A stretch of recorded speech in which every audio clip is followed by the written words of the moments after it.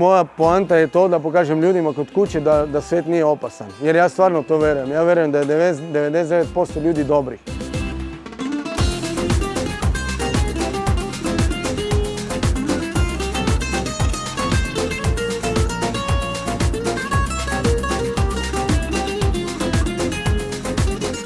To je Carlitos, ona je sa mnom, ona u stvari iz Perua. Jer kad sam išao peške za Argentine od Aljaske, kad sam rekao prolazio sam kroz Peru i tamo ima puno ostavljenih psa, ona je bila ovakva mala, jedno 3 mjeseca stara i tad sam odlučio da uzmem sa puta, tako da od tad puta je sa mnom, vratila se u Sloveniju i sad je započela moj put. Ona ne hoda cijelo vrijeme, sve zavisi sad u ovoj vrućini, možda hoda od 7 do 8 ujutro i uveče od 6 do 7, a inače gospođa odmara u kolicima, jede, pije i to je to, ali puno mi znači, nikad nisam znao da ću toliko da se navežem na psa, ali ona je uz mene 24 sata, gdje idem ja, ide ona.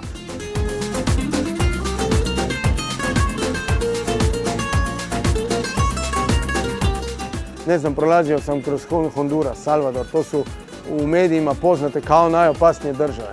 Ja nisam imao nikakvih problema, ljudi su me pozvali u svoju kuću, niti su znali ko sam, niti sam ja znao ko su oni.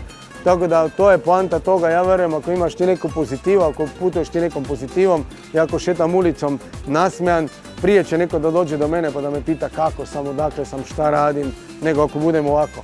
Tako da to je moja poanta da pokažem ljudima da nek idu u svijet, treba da ideš iz svoje zone komforta.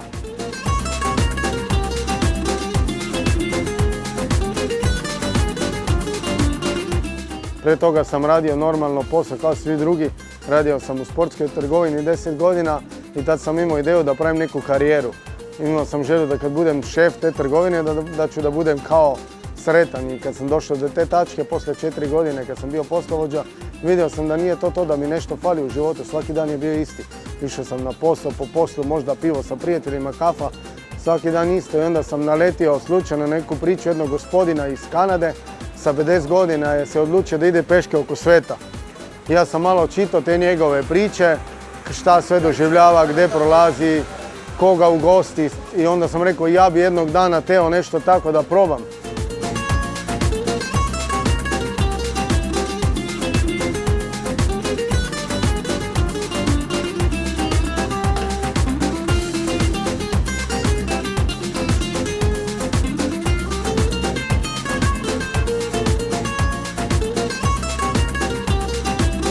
Odavde idem prema Grčkoj, pa posle Turska, Armenija, Gruzija, Iran, Pakistan, Indija, onda se selim na drugi deo Azije, Vijetnam, Laos, Kambodža, šta beš još, Tajland, Malezija, Singapur, onda letimo u Australiju, Melbourne, idemo peške preko Australije, onda se selimo na sljedeći kontinent Afrike, u Južnu Afriku, pa posle preko 12-13 država, znači Namibija, Tanzanija, Malavi, Botswana, Kenija, Sudan do Egipta. I onda letimo nazad u Europu, u Lisbonu i od tamo idemo peške do mog grada.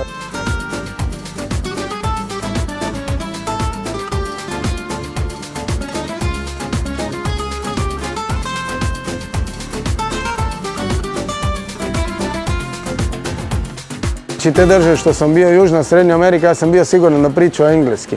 Ali niko ne priča, možda veliki gradovi, Buenos Aires, to.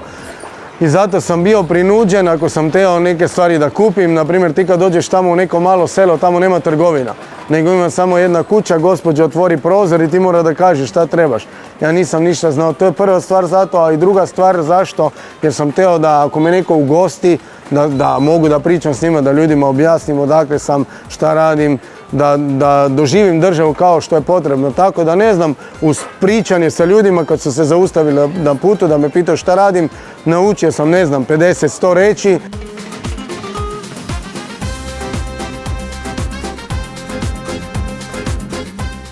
Kažem, nije to da sam ja nešto posebno, nego ja sam odlučio, to je moj cilj, neko drugi ima neki cilj, drugi da ima familiju, da ima veliku kuću, dobar auto, a ja uživam u tome i zbog toga mi je opet lakše.